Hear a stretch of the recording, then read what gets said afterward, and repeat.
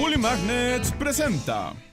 Saludos y bienvenidos a Bully Magnets. Yo soy su amigo Reinhardt y en esta ocasión les platicaré sobre el Tratado de Libre Comercio de América del Norte. Es un tema un poco raro, pero nos ayudará a comprender qué demonios está pasando con la economía de nuestra región con la llegada de Donald Trump. Reinhardt, bad hombre. Nuestra historia comienza a finales de los años 80. El mundo está finalizando la Guerra Fría, Estados Unidos emerge como la máxima y única potencia mundial y México está comenzando a abrirse al comercio internacional con políticas tecnócratas y neoliberales de la mano del presidente Carlos Salinas de Gortari. Pero no nos detengamos mucho en el contexto, pues tenemos otro video que habla de la historia de México en los años 80 y 90. Pueden verlo aquí para profundizar en el contexto en el que nació el Tratado de Libre Comercio.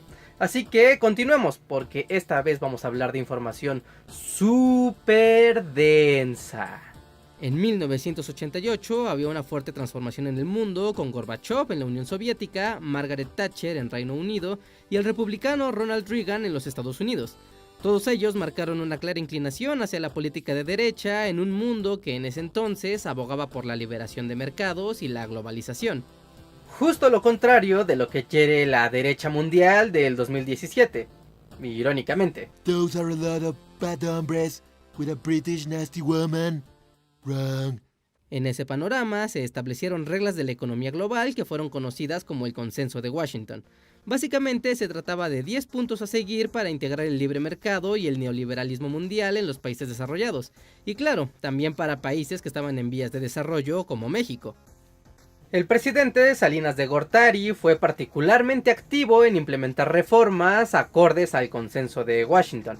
Esto implicaba disminuir la participación del gobierno en las actividades económicas y dar apertura a la inversión de empresarios nacionales y extranjeros. A eso se le llama neoliberalismo. Neoliberalismo. También se firmaban tratados de libre comercio con Chile, Colombia, Venezuela, Costa Rica y claro, a inicios de 1990 se inició la negociación del Tratado de Libre Comercio de América del Norte con Estados Unidos y Canadá. Fue firmado por el presidente de Estados Unidos, George H.W. Bush, el primer ministro canadiense, Brian Mulroney, y por el presidente mexicano, Carlos Salinas de Gortari. El tratado entró en vigor el 1 de enero de 1994. Con esto, México se abría a la economía de buena parte del continente, además que quedaba prácticamente adherido al mercado estadounidense. Como medida para la adaptación de la economía mexicana, se removieron 3 ceros a la moneda con la creación del nuevo peso. También Salinas retiró el control gubernamental y volvió de particulares las minas, aerolíneas, ferrocarriles y miles de kilómetros de carreteras. Se disolvió la industria del azúcar y del café, además que el monopolio de telefonía de Telmex pasó del gobierno a manos de Carlos Slim, un particular que recibió un sector fundamental para el desarrollo del país. Así es, caballeros. Ahora pueden hacer prácticamente lo que quieran. ¡Yay! Los bancos fueron liberalizados a particulares de manera bastante descuidada. Esto generó que en 1994 una enorme crisis económica rompiera el ritmo de las reformas y dejara ver una vez más la corrupción y debilidad de las instituciones mexicanas, que detuvieron el desarrollo y la confianza de los planes del gobierno mexicano. Por su parte, Estados Unidos y Canadá centraban su atención en convertirse en una economía de mercado, es decir, basar su crecimiento en la alta tecnología, el consumo y la compra-venta de bienes y servicios para dejar la fabricación de productos a países de tercer mundo como México y China, de manera que la producción fuera mucho más barata. El Tratado de Libre Comercio retiraba o bajaba impuestos por importación y exportación de mercancías de todo tipo. Abría el intercambio comercial de alimentos y daba el marco legal para que las empresas extranjeras tuvieran facilidades para establecerse en México. Además, el tratado estaba pensado por los estadounidenses como una manera de dar trabajo a los mexicanos y disminuir la migración a su país, que en ese entonces era muy alta. Pero las cosas no fueron muy bien desde el principio. La entrada de alimentos transgénicos desde los Estados Unidos rompió con los precios de alimentos de muchos productos del campo mexicano. Además, la falta de protección del gobierno a ese sector provocó un abandono masivo de las tierras y el aumento de la migración. Se incrementó también el comercio informal y la concentración de gente en los centros urbanos. Así que con los años, en vez de crearse más empleo en México, lo que se hizo fue concentrarlo en la industria, pero removiéndolo del campo. lo que al final no genera beneficios para todos los sectores de la población. Yo antes vivía en el campo, ahora vendo fundas para celulares y chacharitas chinas en la ciudad. No veo cuál fue el beneficio. Este y más fenómenos se gestaron en los siguientes 25 años. Veamos por partes qué pasó en todo ese tiempo. Como se había prometido, montones de empresas extranjeras llegaron a México. Esto a la larga no quitó trabajos a ningún país, pero sí hizo que la mano de obra en todo el mundo bajara de precio. A mí me funciona bien ganar $15 al día. A nosotros también. Pues eso para mí es una mugre, no vale la pena. Por otro lado, el marco legal del Tratado de Libre Comercio ha hecho que México sea un gran lugar para importar mercancías de todo el mundo. No para consumirlas aquí, sino para venderlas a Estados Unidos. Viéndolo de manera simple, México funciona como una gran bodega que tiene paso libre hacia Norteamérica. Es por eso que gran parte del comercio mundial entra a México a ensamblar sus mercancías con la sola intención de comerciar de manera barata con Estados Unidos.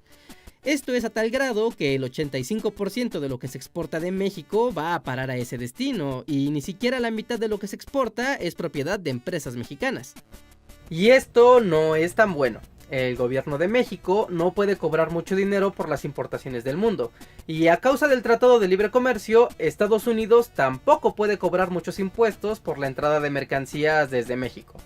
Vamos, que bajo esta lógica, ninguno de los dos gobiernos gana mucho dinero. Oigan, los gobiernos son los que pusieron las reglas. No se vengan a quejar conmigo. Con la llegada de industrias extranjeras a México, se abandonó el apoyo del gobierno a la industria interna. Además, se generó una economía dependiente del exterior en muchos frentes, entre los cuales hay dos un tanto absurdos. Uno es la dependencia alimenticia a pesar del potencial agrícola del país. ¡Abundancia! Y el otro es la dependencia energética de gasolinas gracias a la histórica ineficiencia y corrupción de Pemex, además de la importación cada vez mayor de combustibles refinados de Estados Unidos. Así que ahí lo tienen. Esa es la historia de lo que trata y algunas de las consecuencias que tiene el Tratado de Libre Comercio en estos momentos. Se habla de su renegociación o incluso de su cancelación. Aún no se sabe bien qué va a pasar, pero tener algo de perspectiva nos ayuda a ver que la renegociación o cancelación de este tratado no implica necesariamente algo negativo. Además, hay que estar atentos a que el mundo ha cambiado mucho en los últimos 25 años. El comercio electrónico, el ambientalismo, las telecomunicaciones y las fuentes de energía son temas que no están en el acuerdo y son asuntos que nos afectan a toda la región. Al mismo tiempo, las necesidades han cambiado y el libre comercio y la globalización han traído una fuerza enorme a los empresarios y debilitado a los gobiernos en todo el mundo. Esto sin contar que la pobreza y la desigualdad se han acentuado al grado que 8 personas pueden tener la misma riqueza que la mitad más pobre de todo el planeta. Además, estamos entrando a la cuarta revolución industrial, una época donde la automatización, los robots y la inteligencia artificial están allí para integrarse a las labores humanas, lo que cambia el tablero como lo conocemos. Así que, amigos de todo el mundo, disculpen si este tema es demasiado local, pero es algo que no solo afecta a México, sino que afecta a toda la región, incluso al continente, y puede llegar incluso a afectar al comercio global. Yo soy su amigo Reinhardt y les dejo una pregunta.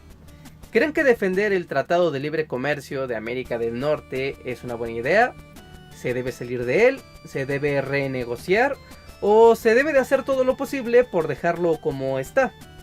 Espero sus respuestas en los comentarios y como siempre los invito a suscribirse a este canal, darle like a este video si aprendieron algo nuevo, compartan el conocimiento con sus amigos y ahora sí, nos vemos hasta la próxima. Bye.